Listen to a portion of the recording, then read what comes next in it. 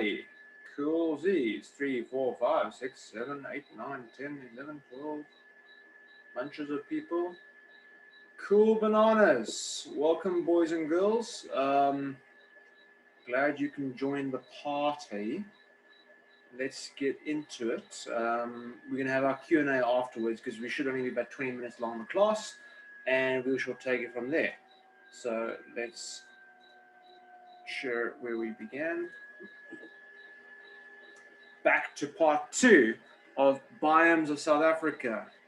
And we've got time, so if you guys have got questions in between, we can answer questions in between as well. Okay, so our second book of the week, I'm trying to catch up with books of the week, River Out of Eden by Richard Dawkins. Got nothing to do with the biblical reference, just to talk about the origin of species. And it's a very interesting book about how organisms evolve, how ecological pressures. And if you're into ecology in any capacity, read this book. It's just a really, really interesting book. So The Selfish Gene is more about animal behavior. River Out of Eden is about ecology and about evolution in general. Very, very interesting books. Cool. So we're moving off from where we were last time with Savannah onto forest. This is Kloof Gorge in Durban. So forests are definitely the smallest biome and the most fragmented biome in Southern Africa. So, and they have no real link to the geology or the geography or topography. They tend to be in areas that locally have high amounts of water, fairly good shelter, and a lack of fire. Those are the things that seem to bind them together. But in terms of that, they can be anywhere from the Cape down to Knysna, right up to Limpopo.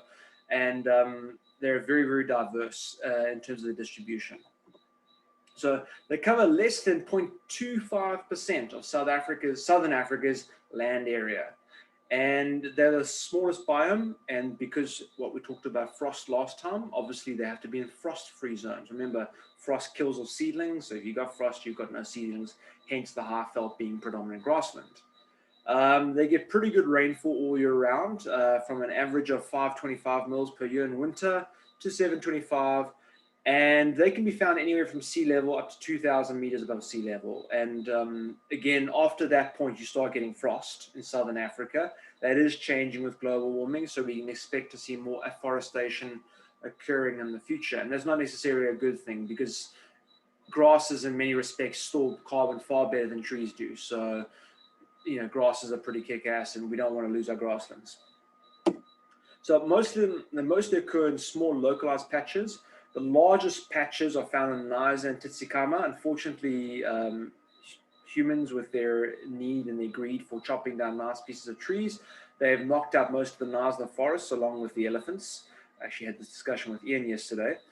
And they've replaced half of those indigenous trees with exotic trees. So you have these beautiful stands of gum trees in Knysna, which are about as indigenous as Japanese cartoons are to South Africa. So unfortunately, those big, and that's why the Knysna forests have caught fire so often lately, because these huge stands of gum trees, which never used to occur in Knysna, have been introduced in those areas, creating these huge freaking, fire bombs waiting to happen. Of course, when they catch fire, as they all want to do, and they create huge, massive fires. And then Knysna says, oh dear, where did all the fires come from? Because you planted gum trees, you idiots. Gum trees are specifically evolved to create fires to outcompete competition. So don't plant gum trees. Okay, so other fairly large patches can be found around Hogsback in the Eastern Cape, a really beautiful area if you've never been there.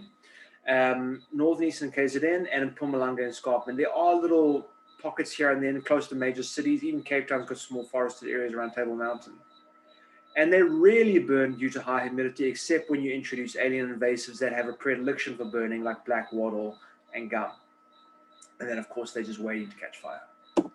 So the Nama Karoo, by contrast, is a much bigger, substantially bigger biome.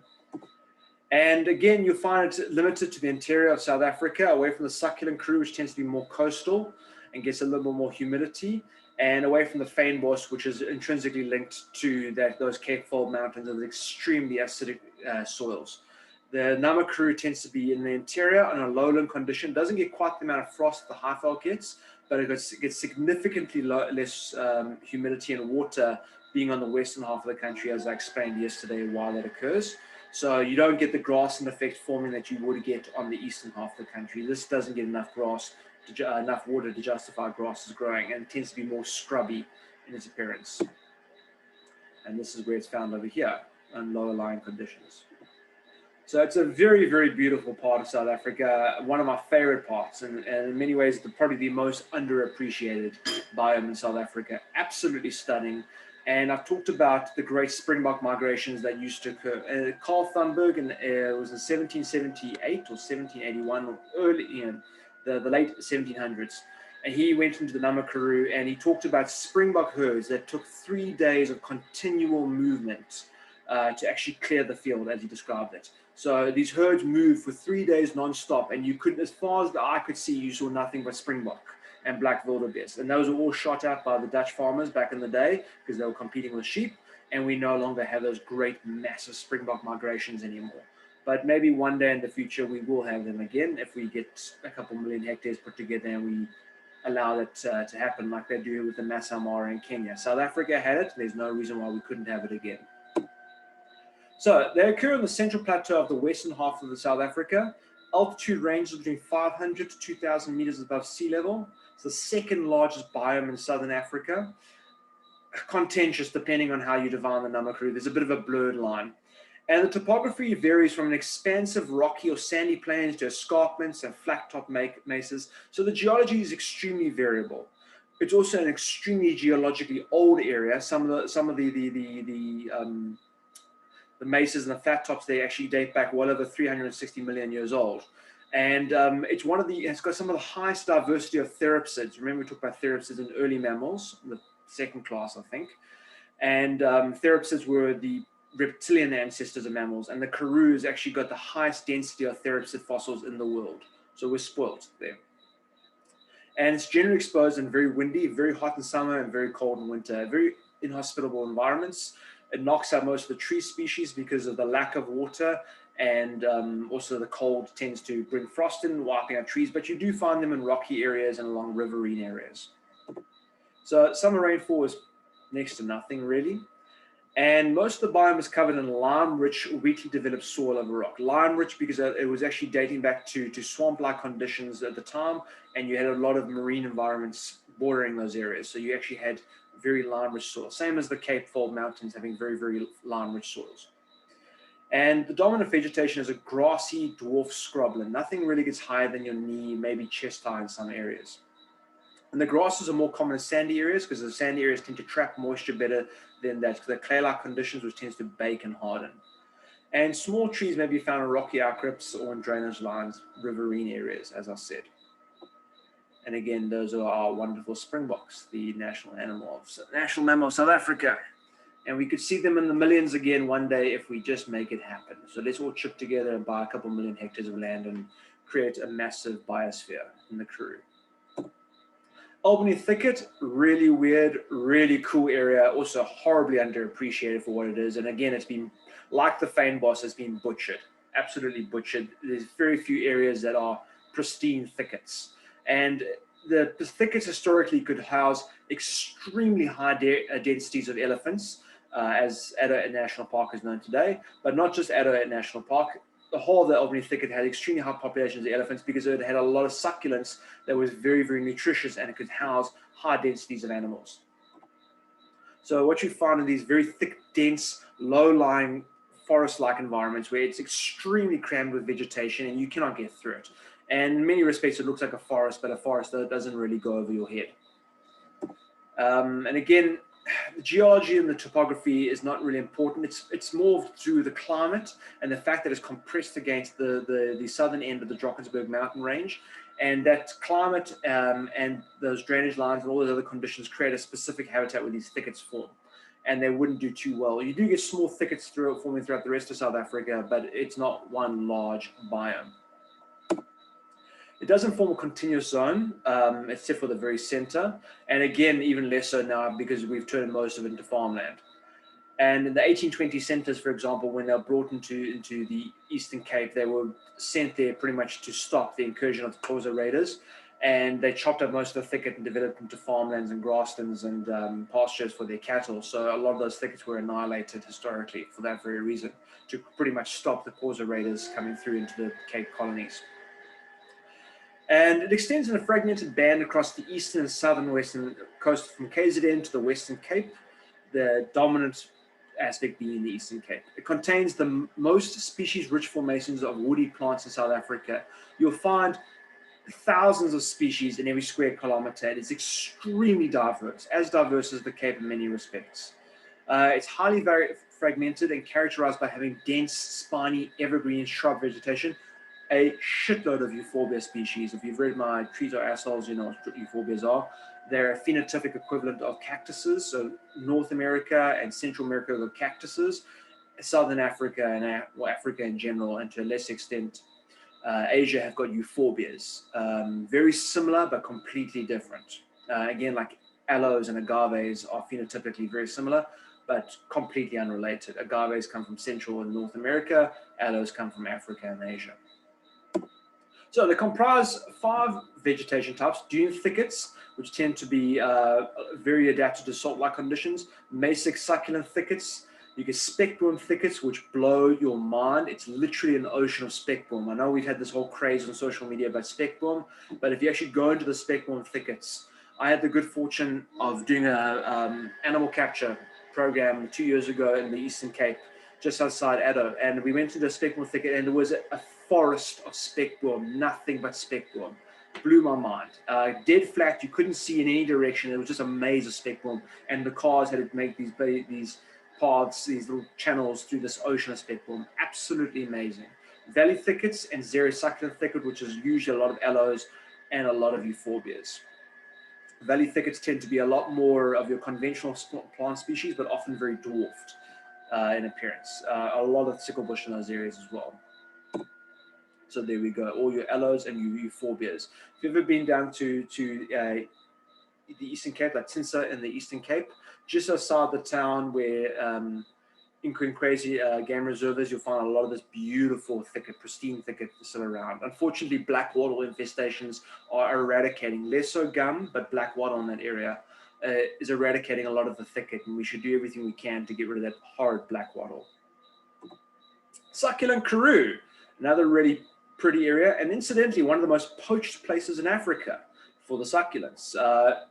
Thousands of tons of endemic succulents actually poached out of the Succulent Karoo every year, and they don't get half the credit that rhinos, pangolins, and abalone gets, but they are critically endangered and they are being torn to ribbons for the illegal succulent market. So if you're buying succulents, make sure you know that you're getting them from a reputable source. Don't just buy them from Aunt Jenny's succulents. If it's a rare species, you should probably question where it came from.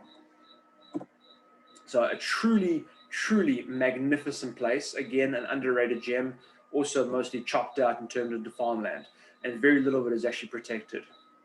And historically, black rhinos abounded in these areas, and unfortunately, they've all been shot out. But this was prime habitat for black rhino back in the day.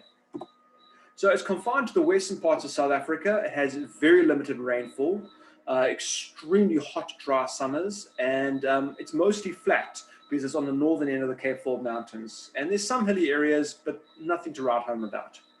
The altitude is mostly between 800 meters below sea level, and in some areas in the west, it's up to 1,500 meters. It has, again, because of those ancient marine-like conditions, extremely high lime-rich, weakly developed soils. It's defined by low winter rainfall and extreme summer aridity. Remember, in the western half of South Africa, we get our winter rainfalls, but they don't get that much. So they get 20 mils, which is 2 fingers, to 290 mils, which is a ruler. I mean, so they get bugger all rainfall there. And the rainfall is cyclonic and not due to thunderstorms. Summer temperatures exceed 40 degrees, yikes. And most of the moisture actually comes off from the ocean, especially on the coastline. So all the moisture that they do get is usually wafting off the ocean first thing in the morning and burns off by 10 a.m. And hot berg winds occur throughout the year in the area, sucking out most of the moisture, hence the adaptation for succulents in that area, because they're highly adapted to losing moisture. So a truly, truly magnificent, unique place, and criminally underrated by South African standards. You know, people again want to plant bougainvilleas and gum trees and jacarandas in these areas, and they don't appreciate what they actually have growing on their doorstep. I mean, those quiver trees and the aloes and all the different fachies and everything else, just magnificent. Desert biome is actually massive, but in South Africa, as I said, politics, and we have predefined man-made borders. Although it looks tiny in South Africa, it's actually a giant biome if you go up to Namibia. So it's not actually that small a biome. We just have it within our borders to be quite a small biome. So it's a true desert, as in it's extremely arid, very sandy soils. And it's found under very, very harsh deserts. And it coincides with the Namib Desert in Namibia. It is the Namib Desert, it's just within our boundaries. And it extends to small parts of South Africa, political, and around the Orange River. It consists of a coastal plain of about 100 to 150 kilometers wide. And there's summer rainfall, but next to nothing, between 5 mils to 85 mils in an entire year. So you can imagine 5 mils. I mean, that's one finger, coming down over the entire year, and you can wonder why it's average. So the rainfall is highly variable from year to year, and it's an extremely geologically old area. I mean, talking about 2,000 million years old, 2 billion years old. So extremely old conditions. A lot of metamorphic rocks because it's been under a lot of geological activity. The South American plate and the Falklands plate are putting pressure on South Africa, and you get a lot of this intense pressure forming underneath the earth, and you're getting these metamorphic rocks appearing. The plants are sparse, it's weird, and are dominated by annuals, especially grasses. So a lot of even the grasses are annual. So their seeds would be dormant for years and years and years. And every now and again, they'll get a nice, a couple of millimeters of rain, and they explode overnight. They grow as rapidly as possible, and they breed quickly, and they drop their seeds, and they shut down for the next 3 to 4 years. So it's actually a fascinating place. Every now and again, you get this explosion of grass across the desert, and then it's gone for sometimes up to 20 years. And it can be in a wet, we're using wet as in 20 mils. It can be covered by seas of annual grasses, very beautiful grasses. That's the time that the springbok and the gemsbok fatten up. Perennial plants are encountered in specialized habitats with local concentrations of water, especially around mountains and around rocky areas where water tends to aggregate and collect, and also because of the density, it doesn't evaporate very quickly. So truly a magnificent area to appreciate. So those are the biomes of South Africa. And looking at all this heritage, the only thing we don't have steppes. We don't have those long, icy semi-grasslands that Russia has, which is pretty much frozen throughout the year. And we don't have tundra, and we don't have, the glaciers. But we've got everything else. We used to have glaciers 30,000 years ago. We'll probably have them again in the future. But you would think about how much of the country is actually protected. That's what's protected. Out of the entire country, the Kruger National and its bordering areas are protected. The Kalahari is protected. A bit of the Cape's protected, but sweet bugger all is protected. Less than 1% of the Karoo is protected. Almost nothing of the Succulent Karoo is protected. Grasslands, it's mostly farmland, and there's the occasional tidal reserve, usually preserved for hunting, so it's not really a game reserve. KZN, one of the most beautiful parts of the world, completely unprotected, except for a few MPAs, marine protected areas, and a little bit of the Indian Ocean coastal belt protected in the north. But most of it's been turned into residential and farmland, sugarcane in particular, and of course, urbanization. Most of these areas in the Cape that are protected purely because you cannot use them. They are on very sharp mountainous areas, and no one can really build there. It's very difficult to get in and out. So they said, screw it, we'll protect it. The Kruger National is one of the few areas that has any real, actual, literal levels of sustainable protection where large ecosystems are preserved. And hooray for them, they've done pretty well there. But the rest of the country leaves a lot to be desired. And our population is still growing. So who knows how little will be left in 20 years' time or in 50 years' time. So one of the biggest problems facing South Africa is alien invasives. It is my #1 concern. I mean, if I had to pick between elephants, rhinos, lions, whatever conservation efforts, I would say our biggest concern is alien invasives. They destroy ecosystems. There's not, elephants can be reintroduced, but to fix an ecosystem is an insurmountable task. It can take generations to fix, whereas you can bring an elephant population overnight and they can recover within 20 years. A lot of the areas of South Africa will never ever recover. You would need tens of millions of workers working consistently for the next 100 years to eradicate some seed banks, and you still won't get it. In Tula Tula, we have an infestation of chromalina. The only thing you can do is burn and wait for the next year and burn again. You'll never get rid of the seeds. They're here to stay. And I'd say probably 30% of the biomass of the reserve is chromalina. You just can't get rid of it. So if you look at this chart over here, this actually shows you the percentage of the area. And around all urban areas, between 80 to 90% of the vegetation is covered in alien invasives. 80 to 90% of all urban areas are alien plants and invasive alien plants. And again, the countrysides are pretty bad. So we've got some wonderfully pristine areas in the north because it's pretty arid and harsh out there, and aliens have a hard time invading. We don't really know the Karroo because it's hard to actually judge what's coming up there. But there has been a sudden explosion of mesquite, which is a South American and Central American equivalent of sickle bush. Now, here's the kicker. This is what blows my mind. And this is Nick ranting, so bear with me. We imported mesquite and black wattle from Australia, so from South America and South Australia, respectively. We exported sicklebush and sweetthorn acacia Karroo, to Australia and South America. So, and they've got now both those countries, South America, Central and South America, have got invasions of Karroo and acacia Karroo and sicklebush, and as does Australia, and we've got invasions of mesquite and black wattle. So we've basically taken each other's plants and introduced them for no godly reason and created alien invasives. We have the same ecological equivalents. We have black wattle in Australia, we have sicklebush in South Africa, and we have mesquite in Central and South America. Yet for some reason, we felt the compelling need to introduce them to each other's countries and farm those instead of our own plants, which are exactly the same. It is, the level of human stupidity is mind-blowing. It is staggering on a level of Trump level of stupidity. So, and now we're stuck with these massive infestations of black wattle and mesquite, and it'll take us generations to get rid of them. But you know, at the same time, Australia's got massive infestations of sweetthorn acacia Karroo, and sicklebush. And South America and Central America have got infestations of acacia Karroo and sicklebush and black wattle as well. So, you know, we've all screwed up each other's environments because we felt that we needed to introduce these trees for some obscure reason. I'm sure you know the issue with Port Jackson wattle down in the Western Cape. Wattle's introduced because of the leather tanneries. But yes, sicklebush is extremely high in tannin. There's no reason. The Zulus still use it as a dye for tannins, as a tannin for dyes. So again, makes no sense.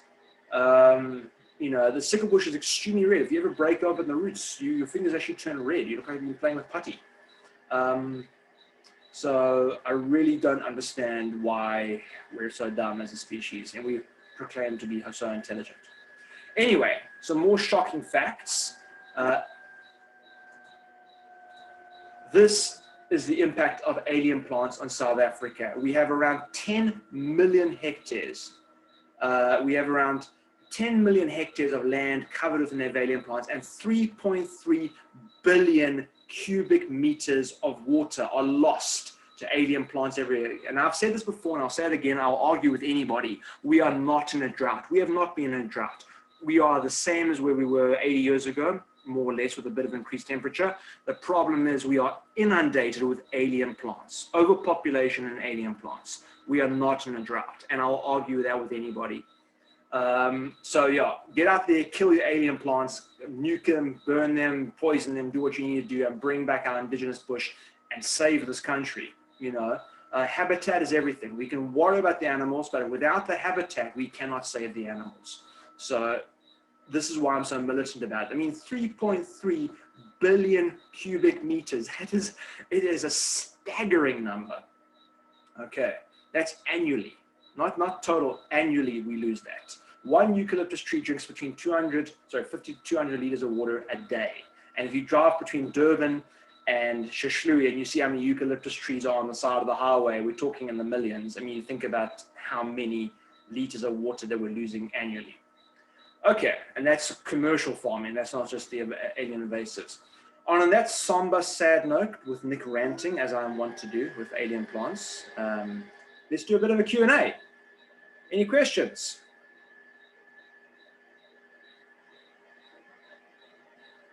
Yay, nay?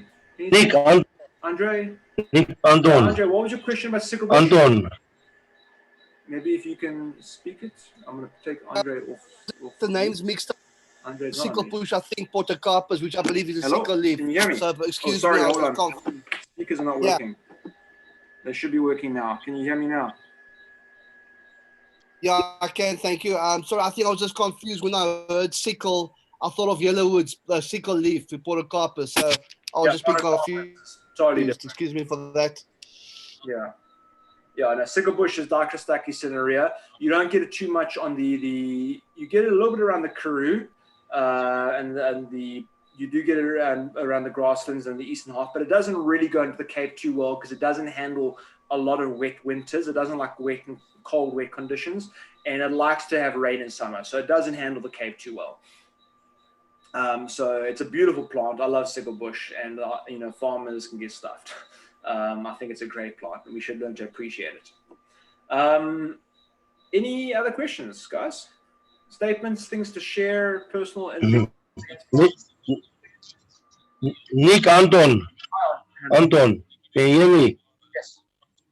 Yes. Listen, about 200 years ago, Johannesburg was part of the Savannah bushland. Yeah. Okay, now there's lots of exotic trees. Can you call it urban forest with its own ecological systems running? It's complicated because there've been a lot of there are a lot of people that try to justify it because I know they're in love with the concept of Johannesburg. They proudly proclaim that it's the largest man-made forest on earth, and that's every Joburger will tell you this. The largest man-made forest on earth. The problem is that area it's not an isolated environment. It's not autonomous from the rest of its surrounding area, which is bushveld and savanna and grassland. That area is leaching nutrients and water from the surrounding environment. And on top of that, it's spreading alien invasives. I mean, if you go around Johannesburg, the outside of Johannesburg, how much syringa is actually growing on the outside of Johannesburg and gradually are competing the native plants. So it's not an isolated condition. And, you can be very wholesome and say, oh, it's got its own ecological condition, but it's like having a cancer in your body.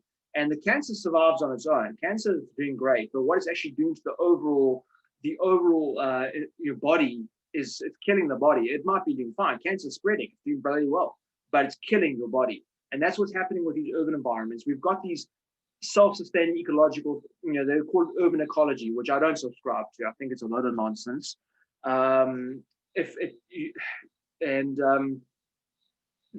fortunate thing is you've taken a bunch of things that don't actually fit together, a bunch of puzzle pieces, force them to stick together, and you get a result, for want of a better word.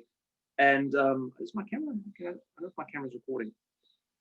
You get a result that kind of works, but actually it's draining all the resources around it. It's not a sustainable system.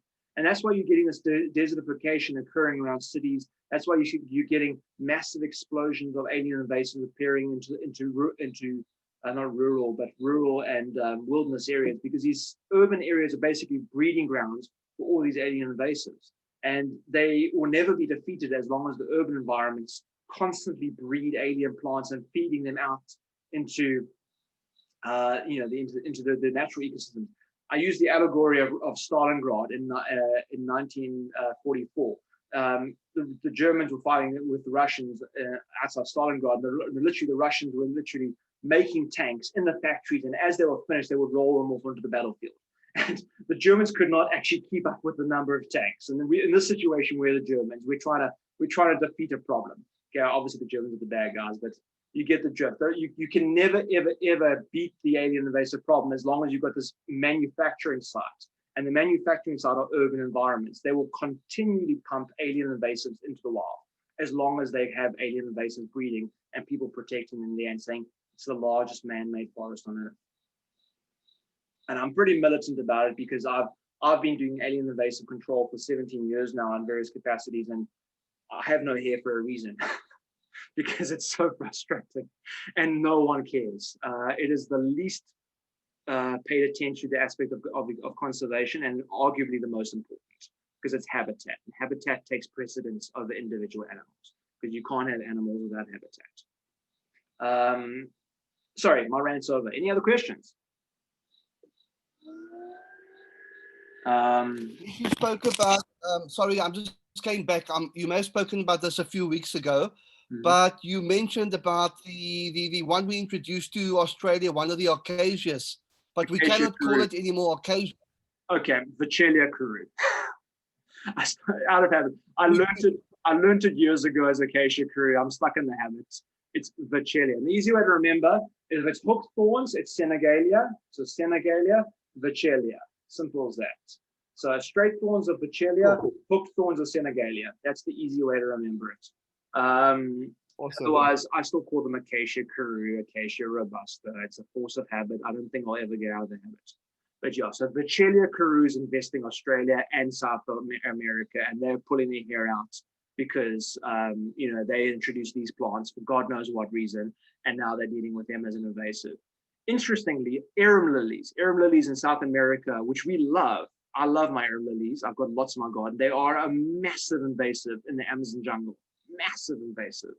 And they're pretty because some idiot back in the day in Brazil brought arum lilies from South Africa to Brazil. They thought they looked pretty in the garden, and they've, to be quite fucked up the environment.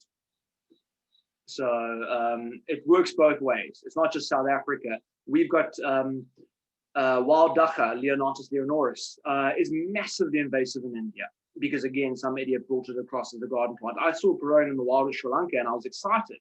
I thought, it grows here wild as well. Actually, no, it's an invasive in Sri Lanka.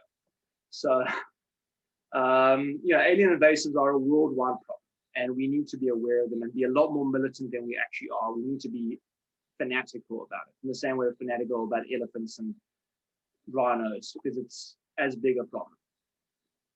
Vachellia Senegalia. That's the way you remember it. Anything Thanks. else? Let me to correct you there. I was just confused. Yeah. Sorry, it's a habit. Yeah. So no, Australia's have acacias. We have Vachellia and Senegalia. Any other questions, guys? Sharing is caring. We've got about 7 minutes left. Q&A. Well, if no one else can go, I'll go on. I'm just thinking. I got very confused for a second, because I thought that when you showed the slide of the Namakwa, the Nama Karoo and the Succulent Karoo, I really thought there was a connection between the Namakwa land Pipa and the Nama Karoo, but it doesn't seem to be the case, because it looks like Succulent Karoo is in the Namakwa land area. Yeah. But in the Nama area, it's opposites. Yeah. For some reason. Again, people move. So the Nama people and those things, they migrate, and names change over time. If you look at some of the old English names in the English countryside, they've evolved and changed. So, don't get too obsessed with the naming, rather look at the region. So the names change. Humans are humans. We're pretty fallible. But and also, if you look at these areas over time, they gradually change as well. So lots of Botswana wetlands and deltas that are now semi-desert 20,000 years ago. So they do gradually change on their own, but it's when you have a sudden change within 60, 70 years, that's something to be concerned about. If it happens over 3,000 or 4,000 years, that's just what happens. Ecology is a shifting paradigm. But it's not going to happen in one human's lifetime. That's when you say, yikes, we've kind of dropped a nuclear bomb here. So the Nama region, the Succulent Karoo, and all that, those are just human terms that obviously the boundaries are set based on observations, but they do change from time to time. And again, people do move from time to time. So the Nama people might have moved from one area to another area. I don't know that too much about the history. Maybe you do. Anything else? Anke, great explanation, and you are right about the habitats and invasive plants.